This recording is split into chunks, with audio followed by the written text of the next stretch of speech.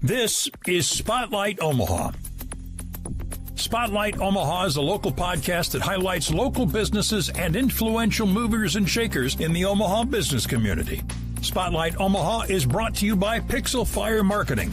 Now, from the Pyramid Contractor Studios, the host of Spotlight Omaha, Jimmy Allen.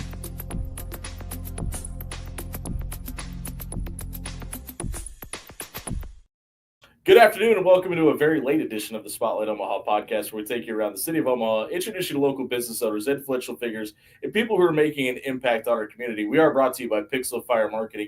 If your company's not showing up at the top of search engine optimization, or maybe you need a website design, pixelfiremarketing.com is here to help. Check out the website for more details today. Joining us again in the Pyramid Contractor Studios, Stephen Butler with Controlled Comfort Heating and Air. Stephen, thank you very much for taking time to do this today. Oh, awesome. Thank you for inviting me again, Jimmy. It's always a pleasure and a blast to hang out with you. You are the second person we've had back in. Obviously, we've got new studios, and that's one of the main reasons we're doing this. But I want to talk about the venture of taking over Controlled Comfort. When you guys decided to do so, you are rebranding in a way that I think a lot of people looking at a business that's been around for 60 years, correct? 66 years.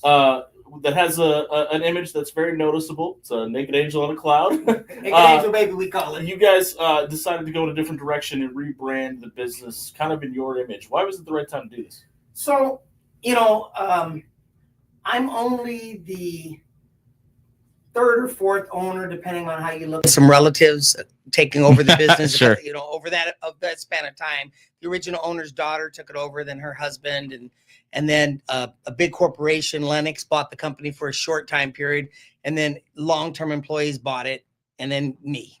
And throughout that term, they kept the cherub, right? So, Sure. I mean, that's really what that is a cherub. And they were very popular in the 60s. I mean, I spent a lot of time Googling, Sure. what does this thing mean, right? Right. What does this have to do with who we are as a company and what we're presenting? Yeah. And it made a lot of sense. And then, the cloud, I love the cloud.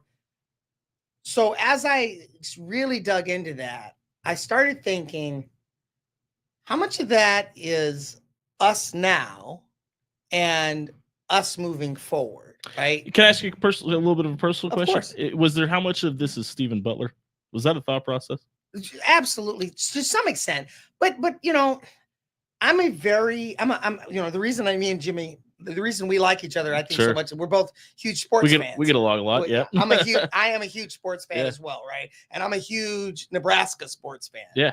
So I think of things in terms of teams. I mean, I coached seventh grade football for like 12 years. Yeah. I'm a team guy. Yeah. And That's what sports does better than just about anybody's branding, right? 100%. And I don't think that we were really represented by the naked angel baby the way I wanted to move forward. Now, I wanted to be very, very careful that we respected that honor and that tradition. It's Sure. kind of like when they changed out Tommy for Little Red, or Herbie for Little Herbie. Red. Yeah. I said Tommy. You're thinking Tommy Frazier. Yeah, Sorry. Herbie Husker for Little Red, Yeah. right? Like there had to be a transition, right? I try not to compare it to original Coke to new Coke, because Sure. that failed badly. Yep. But when I started thinking about it, there had to be some elements that were traditional and some elements that were new. Me, the new team. There are a lot of new employees. We grew dramatically last year. Yeah. And so, Congratulations. thank you for that. So we kept the cloud. Mhm. We love the cloud. We kept the jingle. The jingle is Pretty good. brilliant. It's pretty good. I don't care what anyone says. That jingle is brilliant. She's a local singer. Mhm. If you ever go to Garot's on Friday or Saturday night, she's still there singing Nice. Friday and Saturday nights, right? So we kept the jingle. We kept the cloud. We kept the Columbia blue, but not the baby blue. We hung on to some elements Sure. of the tradition, but Naked Angel Baby had to go. It didn't make sense to a lot of people, younger than 50. They just Right. they don't Sure. understand the cherub history. Right. Even when I was born, that didn't exist anymore. That was Sure. something I had to go Google. So we did the double C's with the 2 square boxes and 3. If you look at the 2 C's from an angle, it's 2 square boxes, one box on top of another, like ductwork. Which is HVAC. Absolutely, Yep, absolutely.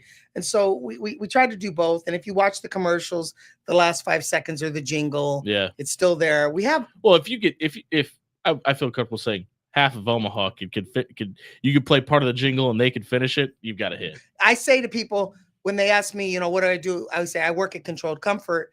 And they say, I don't know them. And I sing that. I'm a terrible singer, so I am not doing it on your podcast. Please don't. But I'll sing that little 5 seconds, and they're like, oh, I know who that is. Right. Yeah. It's brand awareness, right? It is. It's brilliant. And I want to talk about that portion of it too, because a lot of you guys do a ton of marketing. We've seen the new commercials. If you've seen Steven's face around social media, yes, he is this pretty and real person. I want to talk about your passion, because you can't help but feel it bleed through when you're talking about Omaha in the commercial that you guys did. Why is it such a big deal? You're an Omaha Central graduate. You're from Omaha. Your family's from here. Why is it such a big deal for you to represent Omaha in a local business?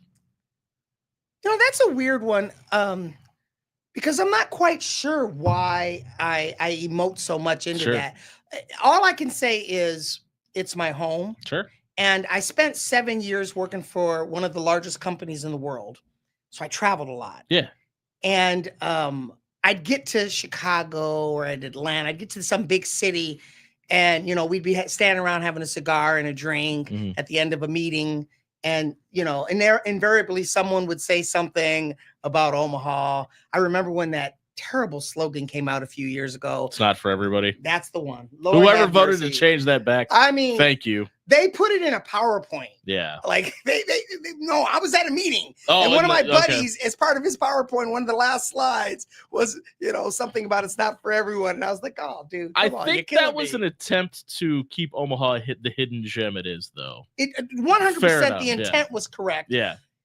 Just didn't land. Get there. Didn't land. But for me, I remember feeling like almost defensive, like, whoa, slow your roll. Yeah. This is my hometown. Right. I mean, because there is so much about Omaha to be proud of that people, every time I hear some kid talking about, I can't wait to get out of this town, they're on Facebook. We'll see you in 9 months. Yeah.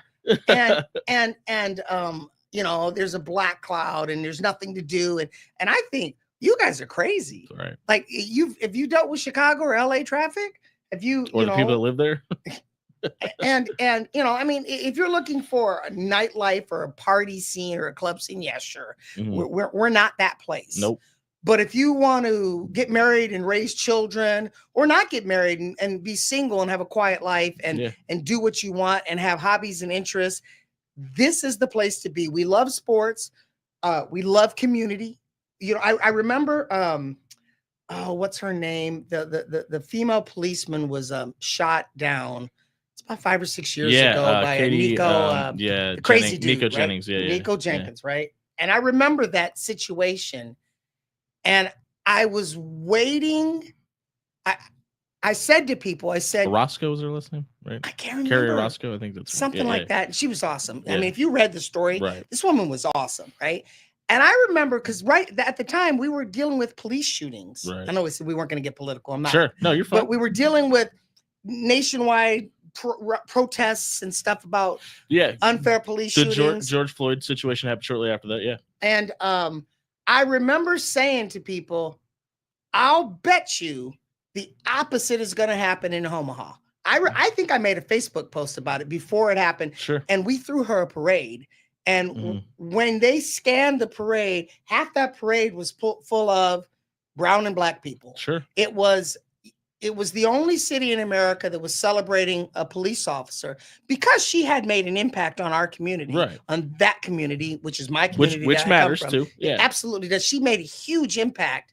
And I just remember this feeling of like pride in my town, who we are in this town matters. Yeah. And if the rest of the country was like this place, we'd be in pretty good shape. I have a question for you, and we've had several conversations. That's the first time you've ever mentioned skin color about anybody or anything. I try to avoid that topic. Do you? Why?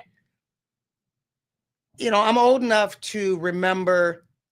I grew up as a construction worker, right? Sure. Like I was an HVAC guy. That's what I was. I was an actual union steam fitter for a long time. and I'm old. I know I don't look it, but I'm old. And so when I came into the trades, there was a real big negative stereotype.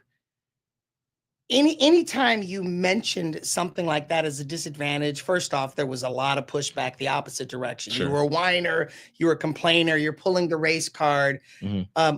But also, I spent a lot of time with my grandparents growing up. My grandfather's probably my major father figure in my life. Same, by the way.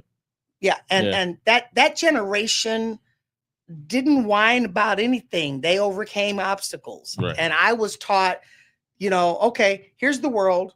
This is not fair, and this is not fair, and this is not fair, and this is not fair. Okay, what you gonna do about it? You're gonna complain, you're gonna fight, or you gonna navigate the reality. If I'm caught on a raft going down the rapids, I'm not writing a letter. I'm trying to figure out how I get through the rapids. And so for me, that's just a waste of mental energy. It's not like I don't care. I mean, I'm absolutely a part of my community. I love my Black community. I'm biracial, so I'm half white as well. But for me, I don't spend time thinking about things I can't change. I go deal with the things that I can alter, that I can make an impact on. And the best thing I can do for my community, whether that's the Black side or the white side, or it's the Omaha thing, or it's the Nebraska thing, or Midwestern, whatever tag you want to put on me, the best thing I can do for that community is being a fantastic human being. You just mentioned that. Put the tag on me. Is that why you try to avoid it? Because you don't want to put yourself in a box? I do not want to be in a box. Yeah. And I think so oftentimes us as business owners, whether you're Hispanic, Black, white, whatever, we do such a bad job of putting a label on ourselves that it stifles the growth and doesn't allow you to kind of see your full potential. Is that kind of a big deal about it too? It's a lot like typecasting with actors. Good point. Right. If I'm the Black contractor at the beginning, then I'm the Black contractor the whole time. Sure. I'm a contractor, and I'm very, very good at it. I was very, very successful in private world. I was successful in corporations. I was successful in small companies, and I was a successful steam fitter. I mean, I was making foreman's pay when I was an apprentice. I was a guy that always could do more, and that's not bragging. It's just what I was taught to do. I was taught a work ethic by that silent generation. That World War II generation taught me how to work, and I carry that with me. I love work. My wife would tell you, I would never call myself a workaholic, although others do. Because I love work. Yeah. It's what if I got free time, some guys want to play video games. I want to work. Yeah. I don't even remember the last time I played a video game. Me neither. We're catching up with Stephen Butler, the owner of Controlled Comfort, here on the Spotlight Omaha podcast, brought to you by Pixel Fire Marketing and Pyramid Contractors. I want to ask about that aspect of it being, talked a little bit about the word control before you walked in here. How has your life changed from a creative aspect, from being a journeyman or a foreman to being the owner of a company? And do you feel like you have creative aspirations to change more things about Controlled Comfort along the way? So that's interesting. That's a really good question. I would like to think that I was always this way as an employee. Sure. But a lot of my ideas, because they weren't traditional ideas, I've always been an out-of-the-box thinker. A lot of times, the only time those ideas were accepted was when they were in a bind, right? They were desperate and nothing else was working. Yeah. Okay, let Butler do his thing, right? And I made that work, and that was a huge part of my success. But it seemed like it was onesies and twosies, and I'm like, man, I got these. If we do this, we do this, we do this, we can fix all this stuff, guys. And I can. Is that why entrepreneurship was such a calling for you? Because you knew your vision, you believed in it, and you couldn't always get it to the finish line? I wish I could say that it was. Okay. At 16 years old, I tried to start a music studio. Okay. At 18 years old, I was going to have like an FBG, like a janitorial company. At 20 something, I wanted to start a restaurant. I like, this is who I am. Yeah. So I think a large part of my entrepreneurial spirit is probably, it's the natures versus nurture thing, right? Probably a lot of that is nature. My father was an entrepreneur. I didn't know him growing up, but there's the nature, the genetic part of that was there. Ingrained in you somewhere. Yeah. My grandfather's father sort of an entrepreneur because he was a bootlegger. Okay. So he was an illegal entrepreneur. Well, might be related somewhere down the road. Does it feel like when you is it tough for you to look back at the music studio, the restaurant idea, and look at those as failures, or are those all learning experiences in your opinion? Definitely all learning experiences, painful, but the one thing about this, I had the opportunity to retire. Sure. When I bought this company, I was going to retire. Like I was at my wit's end with some situations that had happened where I felt like I was being aged out. My opinion was meaning less as I got older, which was weird to me. And when this opportunity fell in my lap, I had to make a decision, like one more big risk or not. And one of the things that took me over the line where I said, you know what, I'm going for it. And by the way, I had to convince my wife, and sure, that's no easy task. Yeah. That was not fun. But how I convinced her, it was like every other failure was training ground. I am not going to fail at this. Was it hard for you in the moment while you're failing to see that? Some people are able to see why it didn't work and move on. Was it tough for you to accept the loss? I think you gotta, so both, right? Yeah. So at the very moment that it happens, right? You lose the Super Bowl, you got to go lick your wounds for a minute, right? But it's the Bill Belichick. I'm not a Belichick fan, but he says some good stuff sometimes. He knows a thing or two. He does. He does a thing or two about a thing or two. It's the Bill Belichick, you get one day and then tomorrow we're back at work. Right. And so I was always, tomorrow I'm back at work. And I have a short memory when it comes to stuff like that. Like my wife thinks I'm crazy. Sometimes she says I don't care about anything, but what she really means is I have a very high risk tolerance compared to other people. If it's a loss, you could take it and move on. I don't really think that I have a risk tolerance that other people don't have. What I think I have is this ridiculous overconfidence in myself to solve new puzzles. Would it be fair to call it foresight? Where some people see a loss, you see potential? I absolutely. But it's more like a strategic foresight, right? Like I have a plan for my plan. There's a backup plan for the backup plans for the backup plans. I've been like that since I was a kid. Yeah. And so strategically, I have this plan, and I always say, build a plan, but then go with the flow. Right? Like I love that. Have a great plan. I've never said that out loud. That's kind of been my strategy. But then you go with the flow because the plan's not going to work out the way you think it is. Man plans, God laughs, right? Yeah. For sure. When we talk about making the decision about retirement versus taking over a company that's got 60 years of ingrained reputation, how much of Controlled Comfort's sterling reputation before you even took over the company really helped you decide to make this decision? Oh, that was probably the number one factor. I mean, and I've told you this story. How I came to Controlled Comfort was a friend of mine had called me about starting another business. He wanted to start from scratch. And I said, bro, I'm too old for that journey. Sure. Too old, too much money. By the time we get traction, I'm really old. Just want to make sure it costs too much money. He's not saying he has to.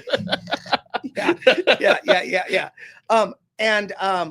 I said, I'm too old for that journey. I know what that journey looks like. And he said, well, what's that mean? What would you do? I said, if the right company came along, I'd buy the right company that's already established, because that's a different journey. And we're at such a unique time where baby boomers are selling businesses, and there's so much transition. And one of the more interesting conversations we've been having in this room is with people who buy franchises because they have the entrepreneurial spirit. They are creative. They just don't know how to start at ground zero and build up. It's hard. It's ground zero is hard. And I think a lot of people have a hard time accepting if my idea doesn't work, that we could pivot. Now, if it's somebody else's idea and you could put your spin on it, that makes things a lot easier, especially when you have, if it's a national chain, you have people you could bounce ideas on 100%. And things like that. How, when the handoff goes from the previous owner from Controlled Comfort, their names are Leo and Alan. Great guys. I knew you guys had a great relationship. That's West. When they hand that off to you, how much did it help to kind of have them as a sounding board or to ask questions and things like that? So to be honest, they only hung out for about a month. Yeah, I knew that. Yeah. We didn't really do much of that. And it wasn't because it wasn't available. Sure. It was available for sure. But I've been doing this for 33 years. You And had that's some not answers of ego your own? talking. Yeah. It's just that, you know, we hung out for a month, and I think they kind of looked and said, you don't need. They would have Sure. hung out for as long as I asked Right. them to. Yeah. But, you know, when they came to me and said, Well, it's a little bit different because you're coming in from the same industry. The same industry. Like we've had some that's leaving the pharmaceutical business to own a blind yeah, company. oh, it happens. Or I leaving know. the IT to own a dumpster company. You know, very, very apples to rhinoceros comparisons. Yeah, I mean, I do have another business, a supplement company, but my hobby is working out. Like Sure. I'm a fitness fanatic. Yeah. And so that makes sense. There's no way I looked at franchises for a long time. Sure. I just could never wrap my mind around, okay, now I'm going to make smoothies. Yeah. Or now I'm going to roof a house. I just couldn't wrap my mind around it. How much is that is you need to be on the move though? Because there's certain businesses when you're in that, you're kind of stagnant for most of the day and chained to a desk. I do like to be on the move. I'm very, very what my kindergarten teacher would call hyper. The 2 times I've ever seen you sit in a chair was when we're doing this podcast. So Yeah, this is the reason I asked the question. I'm not short on energy. That's not a problem for me. We're catching up with Stephen Butler, the owner and operator of Controlled Comfort, here on the Spotlight Omaha podcast, brought to you by Pixel Fire Marketing and Pyramid Contractors. Last time we talked about growth. This is, you said this on the last episode, this is your last business venture. Where do you see growth going over the next 2 to 3 years for Controlled Comfort? I mean, there's a couple ways to look at that strategically, because, you know, we've got this big economic uncertainty kind of hovering, and you know, not just the tariffs. Yeah, sure. The tariffs are a thing, right? Yeah. I think we have to legally now say tariffs twice a podcast now, because I think it's required by law. You know, I am never afraid of macro environments. Agreed. Because I'm competing against you and you're facing that same challenge. That doesn't scare me. That's a great way of looking at it. I believe it's like playing chess, right? People say, if you're good at chess, you're a good general. No, you aren't. No. A guy in a war has to deal with things that can change. There are no rules. Sitting in a controlled environment and having bullets fly by you are two very different things. Exactly. Yeah. But tariffs are like chess. Okay, so you've introduced a character, a player that I now have to deal with, but it's predictable in some ways, and all of us are dealing with that same piece, right? I have a couple other macro environments that are really scaring me. We had an EPA change. We've known about it for 10 years. What's an EPA? The Environmental Protection Agency controls refrigeration gases. What people call Freon, that's actually a brand name, but what people call Freon, the gas that goes in your air conditioner. Okay. We changed from R410A, which was a gas type, to R32 or R454B. And that started January 1st at the same time as this new administration and the tariffs. And there is a lot of confusion on availability of the gases themselves, which makes the equipment unavailable. There's a lot of moving parts. Yeah, and a lot of uncertainty there, which again, that's still chess though. It's still chess because it's still something that everybody's dealing with. Yeah. So there's those things, and then there's the things that just I'm dealing with. We are a company that is kind of a unicorn in our industry. Lots of companies do residential HVAC. Lots of companies do industrial or commercial. All of those companies typically tiptoe around in the ancillary businesses, right? So the big residential company might do, some commercial, maybe 10% of their business, or we are truly split down the middle. Yeah. And because of that, we have to have like 2 people for every job. Is that tough for you to manage that? No, I mean, like from an identity crisis situation. The thing about that is, so the people that still work there and have worked there for a long time, most of the ones that are there are very, very experienced in the residential market. Sure. Right? They've been there and they've been at my company for years. I'm very, very experienced in the commercial and construction market. So actually, it was kind of like they hired me. Right. They always joke, they hired me to come in and do construction. Job, right? Yes. Yeah. And so I could come in and immediately just start thinking about construction and commercial and kind of let that go, except for, a little bit of Oz, just kind of looking through the crystal ball at what they're doing. And honestly, over that first year, we developed trust with one another to the point now that, Jason Britton, my service manager, Jeff Schmidt is my residential install manager. Those two folks, and then Tina Prestito, who's my controller. Tina. She's something. She is something. Tina don't play. She's love great. Tina. I love Tina. But those three people, and then Jason Benny, my construction superintendent, that's kind of my core leadership. Sure. And honestly, I trust them. They make smart decisions all the time, and they've learned my little quirks, things that I want. They pay attention to the things that I want to see. They're coachable. They are. Yeah. And they now come to me with problems, and they've got all the information they know. Before you ask, this. I'm like, oh, okay. Well, what do we do? That's what you want out of those people, though. It causes a lot of less stress for me. So I'm really, really blessed with that core leadership team. And then Tony, as well. I was going to let you leave him out of it. It was fine. I want to, I hope you don't mind me bringing this up, because this is a private conversation, but I think you'd be fine. You said that the problem with controlled comfort in certain areas is it was focused on as a break glass case of emergency, pick up the phone and call us. How have you guys dealt with kind of overcoming that? And do you still see that as a hurdle and something that you're trying to explain to people in the Omaha area? No, we do installs. We do service calls, things like that. Absolutely still a hurdle. Okay. 100%. We're still dealing with that. That's one of those problems that to me exists as more of a long-term problem. Sure. That's a 1 foot in front of the other, like Rudolph. Chop at it every day. Yeah. Every day. And so the first thing I did, we'll look at construction, because that was the one where I thought that market, we hadn't featured that market the way we should have featured that market. Sure. Our entire strategy for that market was low price. Mm-hmm.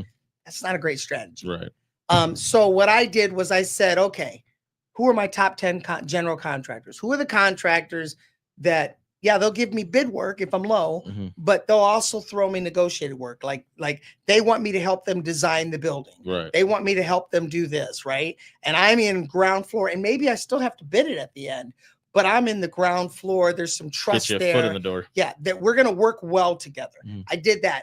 Those are the only contractors I'm now bidding to. Everything they have, I bid. Yeah. And so that was the beginning. So now I had a guy the other day sent me an email, and he said, I want to thank you. I sent in a change order, and he said, I want to thank you for providing me. I laughed.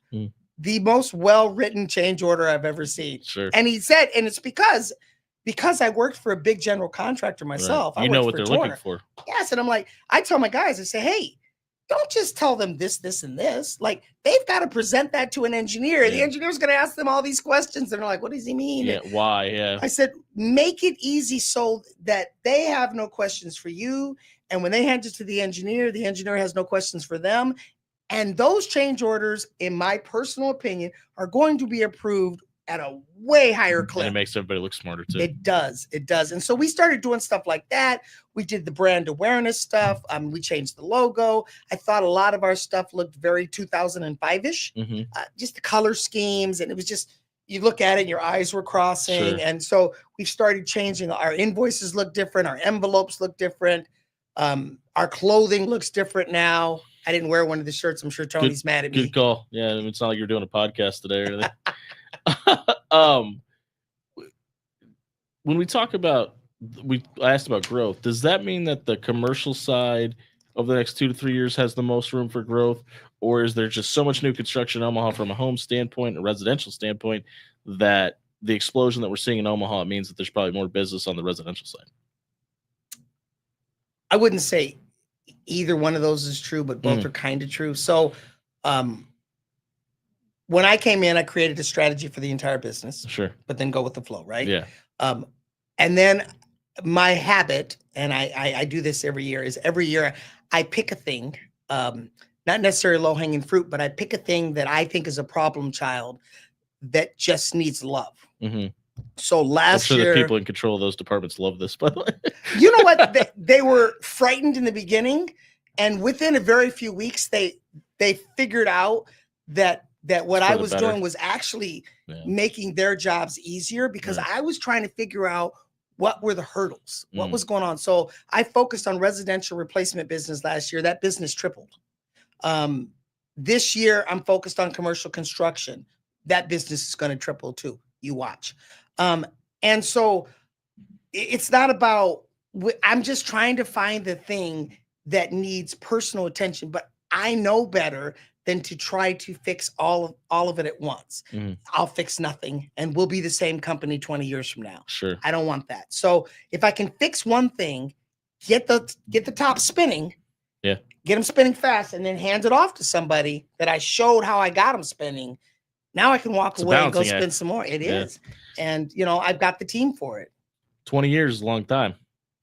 Yeah, I'm pretty old. That was probably a misspeak. But is that, I mean, my plan is 15. Okay, I was going to say, I didn't know if you'd thought about that. Have you thought about what you would like for Controlled Comfort to be next after Stephen Butler walks away? Or is that too far away?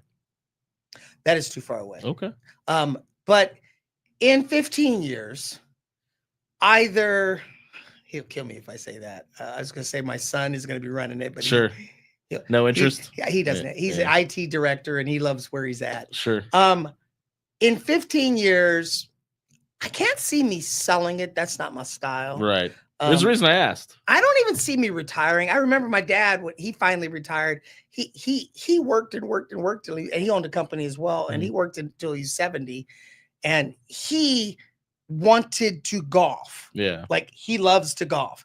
He wanted to golf. You're not a golf guy. I'm not. Okay. And so that's why he retired to golf. Yeah. And that's what he does. What's your golf? What do you want? What's the hobby on the side?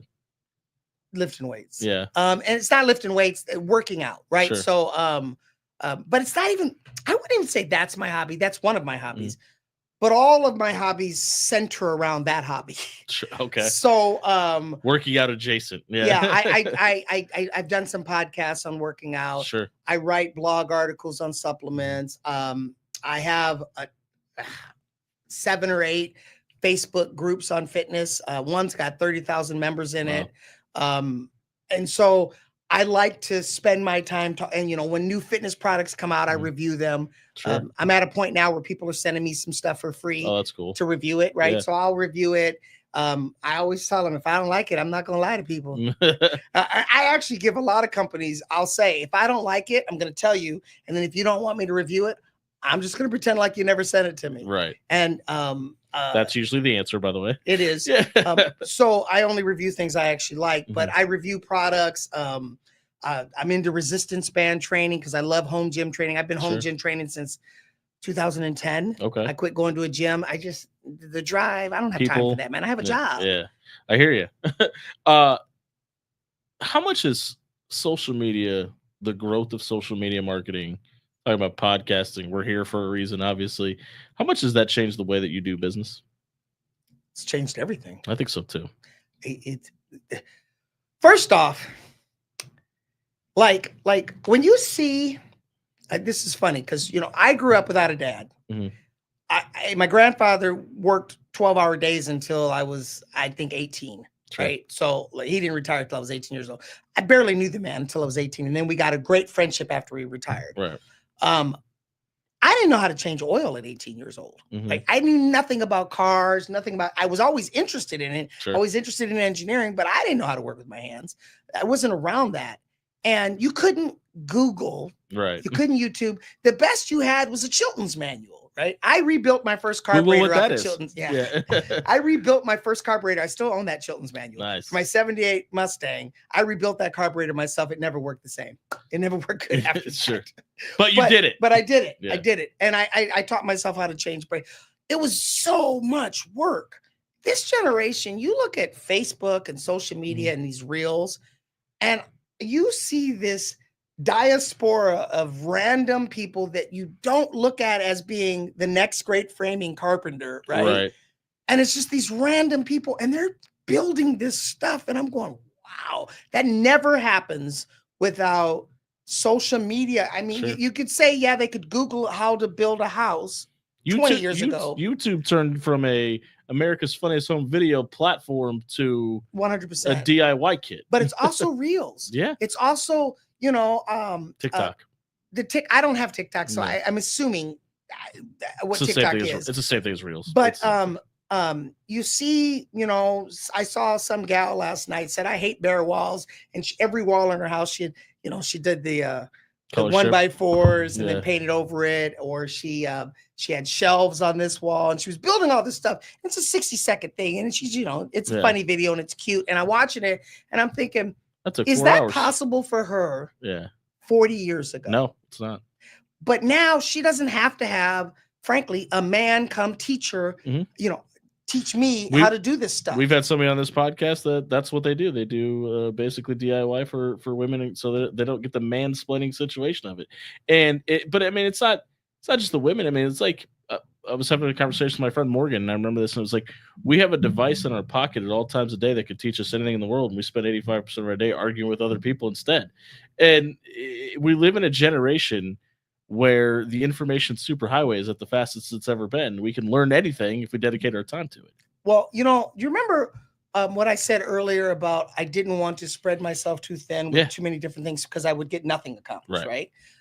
We've gotten that way with the internet. We have every piece of human knowledge ever created in our pocket, like you just said, and it's too much. And so it's just a TV in our pocket. It's an entertainment device. And we use it that way. Now, there are still elements. The social media may be the worst of it, but it's also some of the best of it. Sure. Because of another good one is I love these third world countries. I'm a fitness guy, right? So these third world countries where these men are lifting weights with buckets of water and concrete buckets. And I'm just enthralled by that. Or the other thing I love is I'm always watching some third world guy fishing, whether it's with a stick and they're stabbing fish, or they're building these little mud holes and the fish swim into them. They built the boat themselves. Yes. Yeah. I love those videos. I'm addicted to those videos. Yeah. It's incredible, but it's also the same thing. Like, you can also learn to change your brakes or do your oil on the same exact platform. It's incredible, and we've covered a lot today. How can people find Controlled Comfort if they are looking? If they're a general contractor, we've had a ton on this show, or maybe if they're a residential homeowner that needs HVAC work. So www.controlled CONTROLLED, because some people put Control Comfort. It's controlledcomfort.com. Or you can dial 402-333-2775. That's a phone number. Yeah. That's the jingle. You can ask for Steven. Yep. If you ask for me, they'll put you on hold and I'll pick up. There you go. I do it all the time. Sometimes they're yelling in my ear. Most of the time, people are really nice to me. Sure. People say, I'm going to give you a chance to fix this. I love it. I love it when someone calls to complain, because the people that don't call to complain just never hire you again. Good point. If they'll call to complain, I still got a chance to save this relationship.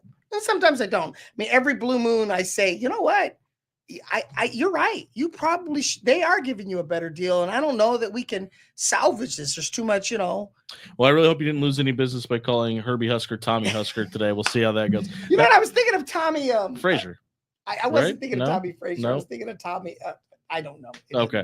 It doesn't matter. That's Steven Butler with Controlled Comfort calling today and tell me he's a bad Husker fan, or have him come out and fix your HVAC unit today. This has been the Spotlight Omaha podcast, brought to you by Pixel Fire Marketing Pyramid Contractors. We'll see you tomorrow at 11. If you're watching on YouTube, please like and subscribe. We'll see you in the morning.